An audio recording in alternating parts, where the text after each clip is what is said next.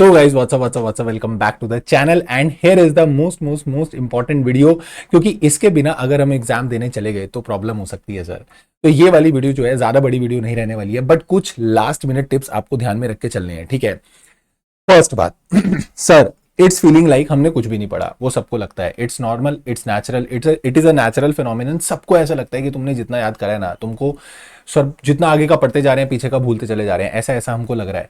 तो ऐसा मेरे साथ हो रहा है या सबके साथ हो रहा है? सबके साथ हो रहा है, ठीक है। बट तुमने अगर अच्छे से चीजें याद की हैं, तुमने अच्छे से चीजों को रिवाइज किया, तो तुमको पेपर में रिकॉल हो जाएगा। ट्रस्ट मी, तुमको रिकॉल हो जाएगा, तुमको टेंशन नहीं लेनी है। तो ऐसा पैनिक मत करो कि तुमको कुछ याद नहीं आ रहा, ठीक है। अभी आपको याद नहीं आ रहा है, अब आपको ऐसा सब लग रहा है कि सब कुछ मैस क्रिएट हो गया, but it is not like that कि सब कुछ मैस क्रिएट हो गया। Everything is there in your mind, whatever you have read वो आपके दिमाग में स्टोर्ड है, तो आपको उसके लिए टेंशन लेने की जरूरत नहीं है। दूसरी बात, सर हमने ना कुछ टॉपिक छोड़ दिए थे या कुछ चैप्टर छोड़ दिया था हमने, अब लास्ट का 1 घंटा बच रहा है हमारे पास, तो उसमें क्या करें? उसकी कोई रिवीजन वीडियो देख लूं? नहीं, आपको कोई रिवीजन वीडियो उसकी नहीं देखनी है। अगर आपने अब उसकी रिवीजन वीडियो देखी ना, तो बेड़ा गर्क हो जाएगा। जितना पढ़ के बैठे हो ना, सब बर्बाद हो जाएगा। इस समय कोई सेंस नहीं बनती कोई भी नया टॉपिक उठाने की, कोई न्यू टॉपिक, कोई रिवीजन वीडियो, कुछ कहीं कुछ करने की जरूरत नहीं है। जितना टाइम बच रहा है उसमें क्वेश्चन आंसर्स पे फोकस करो। कोई टॉपिक दोबारा देखना है वो दोबारा देख लो, बट कोई नया टॉपिक आपको दोबारा उठाने की जरूरत नहीं है, ठीक है। What ever you have red उसी को दोबारा दोबारा पॉलिश आपको करना है। उसके बाद किसी भी हाल में, मैं बोल रहा हूं दुनिया इधर की उधर हो जाए, आपको 100 मार्क्स का पेपर अटेम्प्ट करके आना है। Anyhow you have to attempt, 100 marks paper, 100 नंबर का पेपर पूरा कंप्लीट करके आना। बिकॉज यू नेवर नो, अब जब कभी आप कुछ भी क्वेश्चन अटेम्प्ट करके आते हो ना, तो उस क्वेश्चन के अंदर भी एग्जामिनर आपको मार्क्स दे देता है, ठीक है। तो आपको जो क्वेश्चन में ना भी समझ में आ रहा हो, सपोज कोई क्वेश्चन ऐसा क्वेश्चन आ गया जो बिल्कुल ही आपको समझ में नहीं आ रहा, तो जिस टॉपिक के बारे में ना, उस टॉपिक से रिलेटेड जो पता है वो लिख के आना, but at least attempt the exam for full 100 marks, कुछ भी आपको छोड़ के नहीं आना। चौथी चीज, सर कोई डिफिकल्ट क्वेश्चन आ गया, कोई ट्रिकी क्वेश्चन आ गया, या मान लो पेपर ही ऐसा आ गया, बहुत ऐसा हार्ड पेपर आ गया, मान लो बहुत ही ऐसा टफ पेपर आ गया, तो फिर क्या होगा? तो जो पेपर टफ आया ना, वो सिर्फ तुम्हारे लिए टफ नहीं है, it is tough for all. ये लिखा है ना, it is not about your mind, it is all about mind set. वो 3 घंटे में जो आपका प्रेजेंस ऑफ माइंड चलेगा ना, वो गेम पलटेगा, ये ध्यान रखना। तो if the thing is tough for you, if a question is all together out of the box, कोई paper out of the box आ गया, मान लो तुमको लग रहा है पूरा पेपर ही ऐसा ब्लंडर हो गया, तो कुछ भी ऐसा नहीं होने वाला। पहली बात तो कि 100 मार्क्स का paper out of the box नहीं रहने वाला, ठीक है। एक दो क्वेश्चन अगर आपको ऐसा दिखे भी कि जो आपकी नजर से दूर थे, बट एकदम ऐसा लग रहा है कि सर बहुत ही डिफिकल्ट टाइम है, तो that is difficult for all.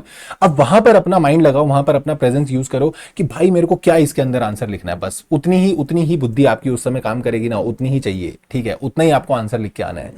उसके बाद एक चीज और ध्यान रखना है, चूज वाइजली। आपको 15 मिनट के अंदर अंदर बहुत ध्यान से क्वेश्चन सेलेक्ट कर लेने कि मुझे कौन सा क्वेश्चन करना है, कौन सा क्वेश्चन नहीं करना। जो चॉइस वाले क्वेश्चन होंगे, कई बार ऐसा होगा कि एक क्वेश्चन के सपोज 3 पार्ट है और दूसरा उसके चॉइस में जो उसके भी 3 पार्ट है। अब आपको इधर भी 2 आते हैं, उधर भी 2 आते हैं, तो सर मैं कौन सा वाला चूज करूं? तो आपको वो वाला चूज करना है जिसमें आप ज्यादा बेटर लिख पाओगे, ठीक है। कई बार ऐसा होता है इसके 2 आते हैं, इसका 1 आता है, तो गो विद दैट जिसमें आप ज्यादा बेटर कंटेंट लिख पाओगे। अच्छा, जो थर्ड वाला क्वेश्चन है, सपोज इसके 2 पार्ट आपको आते हैं, इसके भी 2 आते हैं, बट एक इसका भी नहीं आता, एक इसका भी नहीं आता, तो आप उस वाले क्वेश्चन के साथ जाना जिस क्वेश्चन का जो थर्ड पार्ट है ना, अगर आपको लग रहा है कि इसमें मैं फिर भी लिख सकता हूं, तो गो विद दैट क्वेश्चन। मान लो एक ऐसा थर्ड पार्ट है जो आपको बिल्कुल ही नहीं आता, आपको कुछ समझ में नहीं आ रहा उसका, तो डोंट डू दैट क्वेश्चन। आप उसके साथ जाना, 2 पार्ट आपको आते ही हैं और एक में भी आप लिख पाओगे, तो definitely you should go with that question. फिर सर क्या मैं अपनी लैंग्वेज में लिख सकता हूं या मॉड्यूल की लैंग्वेज एग्जैक्ट कॉपी मारनी है? कुछ एग्जैक्ट कॉपी करने की जरूरत नहीं है। आपको लग रहा है कि आपको अपनी लैंग्वेज में लिखना है, आप अपनी लैंग्वेज में लिखो। सर क्या रेगुलेशन नंबर लिखने की जरूरत है? याद आए, सही याद आए तो लिखना, गलत अगर लग रहा हो तो मत लिखना। जरा सा भी डाउट होना, 1% you are having doubt over that कि मेरे को रेगुलेशन नंबर, सेक्शन नंबर, कुछ भी डाउट लग रहा है, तो मैं बोल रहा हूं मत लिखना, बिल्कुल रिस्क मत लेना, ठीक है। जो आपको याद आ रहा है एग्जैक्ट यही था कि मेरे को याद है बोर्ड कॉम्पोजिशन की रेगुलेशन, सेबी की रेगुलेशन 17 थी, तो मैं वही लिखूंगा, दैट्स इट। मेरे को अगर जरा सा भी डाउट है तो मैं रेगुलेशन नंबर कोट नहीं करूंगा, सेक्शन नंबर कोट नहीं करूंगा। Own language you can write it down, बस ये ध्यान रखना, आपको जैसा लिखना है अपनी लैंग्वेज में आप लिखो, बस उसका मीनिंग नहीं बदलना चाहिए, बस उसका मीनिंग नहीं बदलना चाहिए।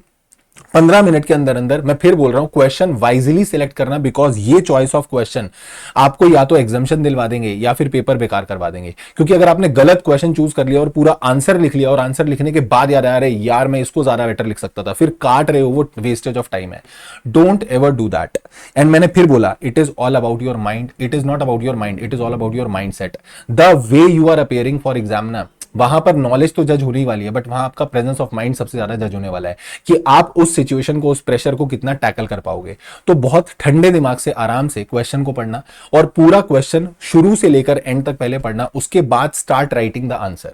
ठीक है, उसके बाद आंसर लिखना शुरू करना। थोड़ा इंफॉर्मेशन देख के उसके बेसिस पे आंसर लिखना मत स्टार्ट कर देना, क्योंकि अगर एक बार आंसर लिख दिया और उसके बाद फिर बीच में जाके देखा अरे यार इसमें तो ये था और फिर गड़बड़ हो गई, तो फिर काट के दोबारा लिखने में फिर ज्यादा टाइम जाएगा। So don't ever do that. आप जब भी आंसर लिखोगे पहले पूरे क्वेश्चन को आराम से पढ़ना, उसके बाद उसका आंसर जो है वो वहां पे लिखना। समझ में आ गई? और मैंने फिर बोला ना भैया, it is all about mindset. ध्यान से सोच समझकर अगर ठंडे दिमाग से चीज को सोचोगे ना तो एग्जाम हॉल में बैठ के वो चीज याद आएगी। ठीक है, और अभी क्या है, अभी सब कुछ दिमाग में है। जब कल क्वेश्चन पेपर सामने आ जाएगा तो आपके सामने सिर्फ वो गिने चुने 15-20 क्वेश्चन होंगे और उन्हीं के टॉपिक दिमाग में रहेंगे बस। तो अगर प्रेशर डालोगे दिमाग पे, उस समय एग्जाम में वो चीज याद आ जाती है। ठीक है, और यहां तक आए हो ना तो हारने के लिए नहीं आए हो। इतनी पढ़ाई कर ली, इतने महीने से इतनी तैयारी करके आए हो, तो सिर्फ और सिर्फ मचाने के लिए आए हो, ये ध्यान रखना। ठीक है, so you have to rock in the CMSL exam. आपको एकदम फोड़ के आना है, and this is all the very very best to all of you. मतलब जितना तुमको बोलूँ ना, जितनी ब्लेसिंग्स हैं उतनी तुम्हारे साथ हैं। ठीक है, बस अच्छे से अपने पे विश्वास करके जाना, क्योंकि तुम खुद पे विश्वास नहीं करोगे ना तो फिर कुछ नहीं हो पाएगा। You have to believe in yourself. अपने पे विश्वास करके जाओ। ठीक है, मम्मी पापा की ब्लेसिंग्स लेके जाना, भगवान जी के आगे मत्था टेक के जाना, और उसके बाद जाकर पेपर लिख के आ जाना। बढ़िया बढ़िया एकदम पेपर जाएगा। कल जब एग्जाम खत्म हो जाएगा, trust me, you must be saying me कि सर क्या पेपर आया था, एकदम मस्त पेपर गया हमारा, बहुत अच्छा पेपर गया। और आपका मेरे को मैसेज आएगा, I am waiting for that message. बढ़िया एकदम जो बची खुची तैयारी है उसको निपटा लो और सुबह अच्छे से एकदम ठंडे दिमाग से पेपर के लिए जाना। एंड आई डेफिनेटली बिलीव, मैं तुमको बोल रहा हूं ना, मेरे को तुम में विश्वास है, तुम कर लोगे। अरे तुम कर लोगे, मैं बोल रहा हूं ना, तुम नहीं तो कौन बे, तुम ही करोगे। ठीक है, और तुमसे हो जाएगा। तो you have to do and you can rock. ठीक है, so all the very very best to all of you. This is all for today. Thank you so much. Take care. Tata. Bye bye. Keep working very very hard as someone somewhere is waiting for success. Thank you so much. Take care. Tata. Bye bye.